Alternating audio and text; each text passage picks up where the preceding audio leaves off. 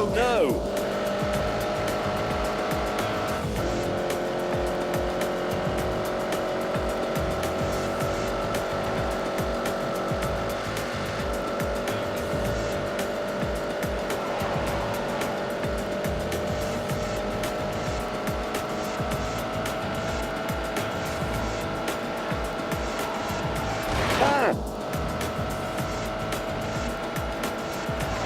Hey! Ow! Ow! Rubbish!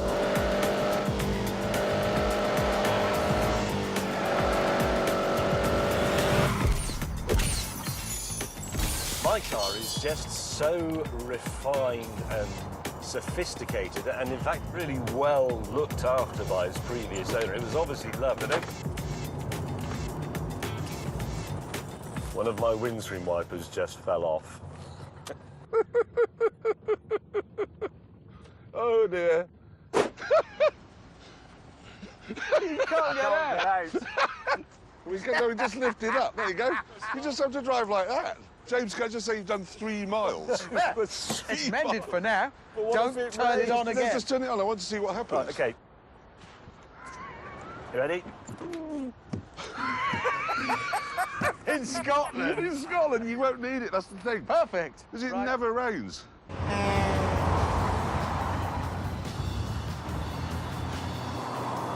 Meanwhile, in the GTB6. Oh no, what's that? Third. Right, good. Third. Fourth. Go. Transaxle, gearbox at the back, twin plate clutch, discs all round, unusual at the time. One of the best engines ever made, 2.5 litre V6. Oh my God.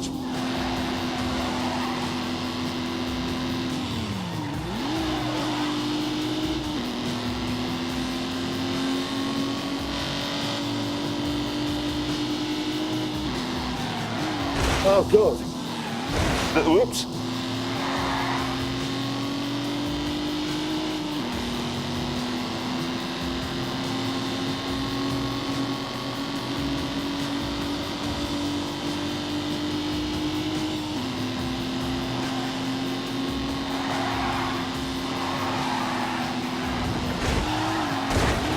That'll do.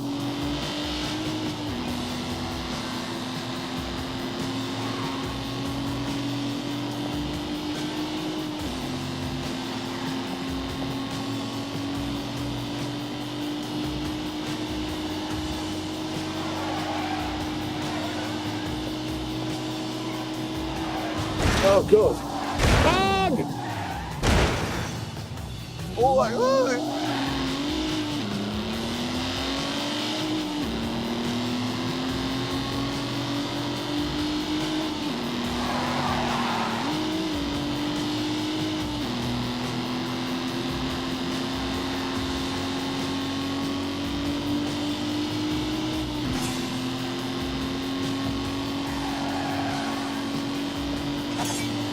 Oh! However, despite all the weirdness, I do still absolutely love this thing. It was my ownership of a GTV6 that taught me what cars are all about. You need a personality, you need flaws for them to be human. And James May was right for the first time in his life, and only time in his life. This is one of the greatest engines ever made. The creamiest, the smoothest, and the most beautiful to listen to. That's not exhaust noise. That's an actual engine. As James and I enjoyed our classic thoroughbreds, Richard was driving along in his purple Fiat. Unleash 80 horsepower.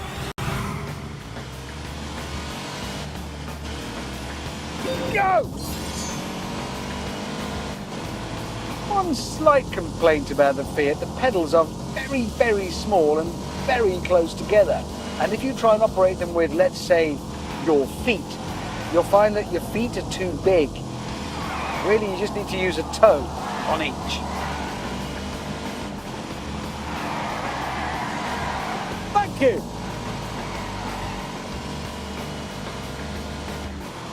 Are you ready?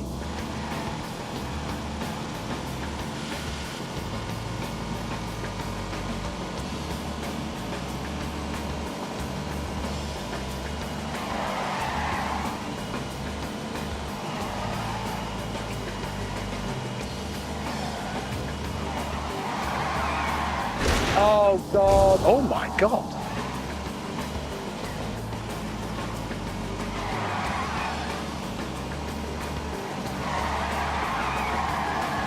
Oh, my God.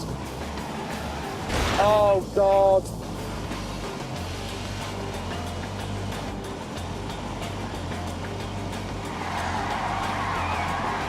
What? Oh, for God's sake.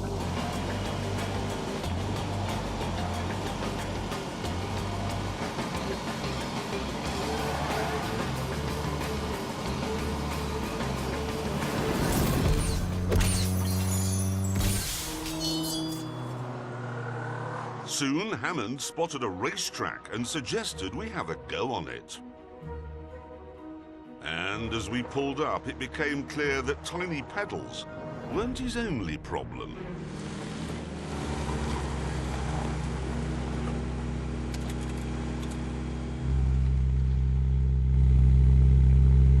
That's quite high revs. Yeah, idle's quite high, yeah. Is that its idle speed? Yes, it's keen. Since this was actually a go-kart track, it was too narrow for car racing. So I decided we should have a drifting competition.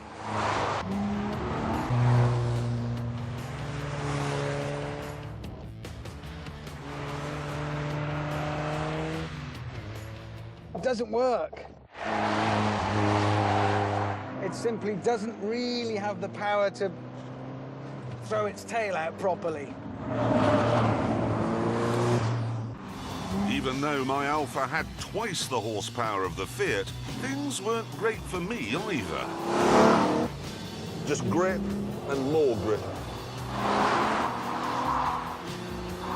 I know Roger Moore drifted a GTV6 in Octopussy, but then he crashed into a fence and had to dress up as a clown. In the Gamma, I was confident I'd succeed where my colleagues had failed. Right, here we go. Lancia is one of the greatest names in rallying history, so controlled drift should be second nature to this. So approach that corner, heel and toe it, and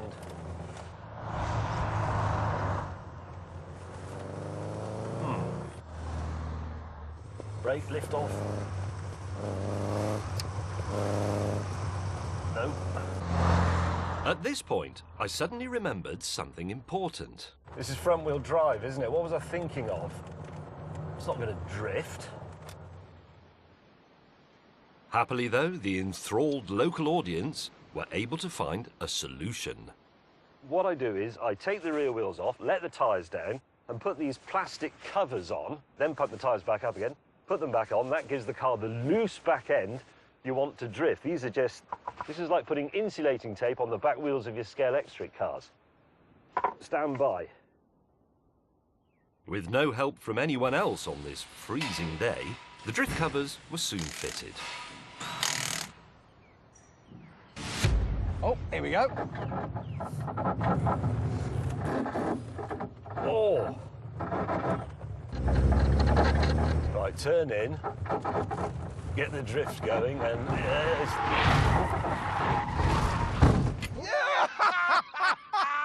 this entertainment went on for quite some time. Go. Danger!